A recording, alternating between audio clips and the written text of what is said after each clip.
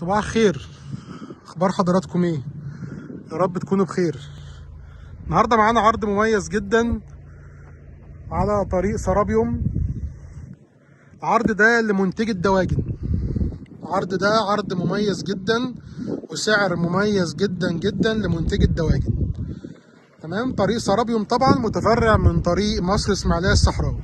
احنا على طريق سرابيوم الرئيسي ده. طبعا احنا واقفين في حرم الطريق. الناحيه اللي على يميننا جيش، وده اسفلت سرابيوم. معرفش حضراتكم شايفينه ولا لا. تمام. احنا على اسفلت سرابيوم الرئيسي، على الاسفلت مباشره. الحته اللي واقفين فيها دي بس ايه، دي حرم طريق. تمام. وهنا بتبدا الارض. ارضنا النهارده 10 فدان، فيها موافقه على انشاء محطه دواجن. تمام. محطه دواجن 8 عنابر. تمام. اتمشى كده هنا. طبعا بنحب نفكر حضراتكم ان احنا في عروض كتير جدا جدا موجودة على القناة. حضرتك تقدر تاخد جولة في حاجات على طريق مصر اسماعيلية من اول 5000 متر لحد 80 فدان و50 فدان. مساحات كبيرة، ري بحاري، في حاجات مزروعة مانجا، في حاجات فيها دواجن، في حاجات فيها مواشي. حاجات مميزة جدا. تمام. ان شاء الله الفترة الجاية هتنزل حاجات كويسة جدا، اماكن كويسة زي ما عودناكم. بننزل لكم احسن حاجة موجودة في السوق واحسن عروض. لو حضرتك مش عامل اشتراك للقناة اعمل اشتراك، فعل زر الجرس عشان يوصلك كل جديد. تمام. نرجع للعرض بتاعنا النهاردة.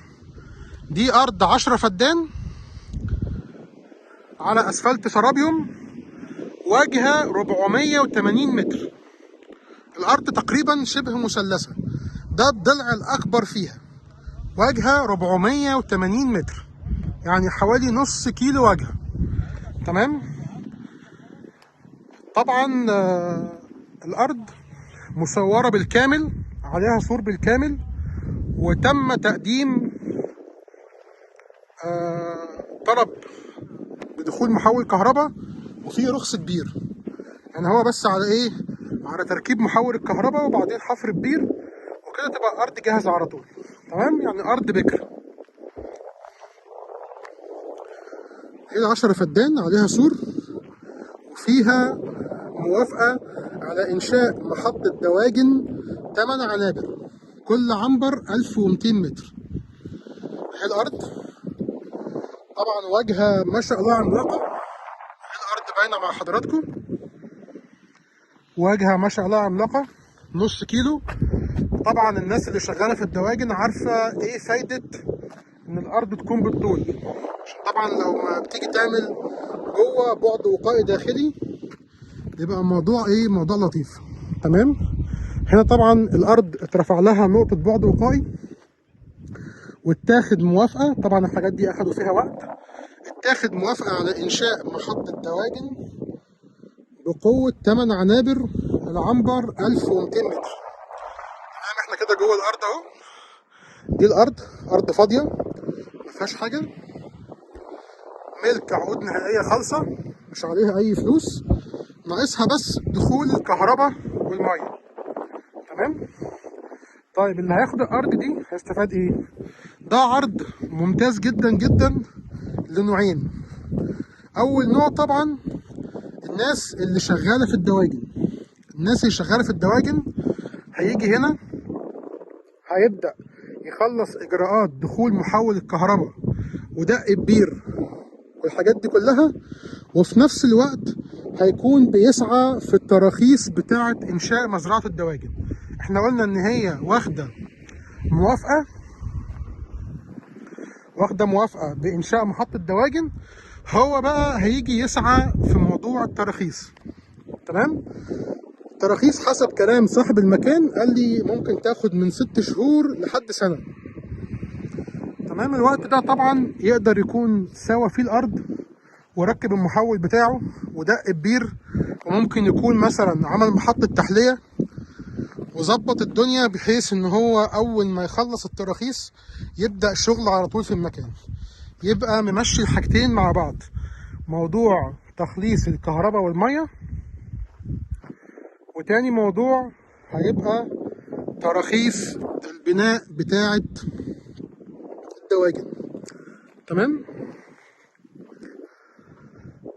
ده أول نوع وأكتر نوع هيكون مستفيد من الأرض اللي قدامنا. أرض عليها سور كامل من كل الاتجاهات أهي، زي ما اتكلمنا على موضوع الدواجن. تاني نوع، حد هيكون عايز حاجة بواجهة كبيرة على اسفلت يعملها مشروع استثماري، سواء بقى هيعملها بقى حاجة زي ريست، حاجة زي مثلا بيت مؤتمرات، حاجة زي كده، يعمل مثلا الواجهة دي يعملها حاجات مشاريع أو محلات أو أي حاجة. الحاجات دي كلها متاحة. تمام، لأنك أنت ما شاء الله عندك واجهة بتاعت يعني 480 متر، فواجهة كبيرة أوي، أنت بتتكلم في نص كيلو واجهة، فحاجة محترمة جدا يعني. بس فدي الأرض بتاعتنا النهاردة، 10 فدان زي ما قلنا، فيها موافقة على محطة دواجن وعقود نهائية خالصة، باقي بس ايه، في رخصة البير موجودة، هو مقدم على طلب الكهرباء خلاص، إجراءات بس بسيطة ويجي المحول يبقى كل حاجة جاهزة. تمام، قلنا العرض ده هيبقى مفيد لنوعين من المستثمرين.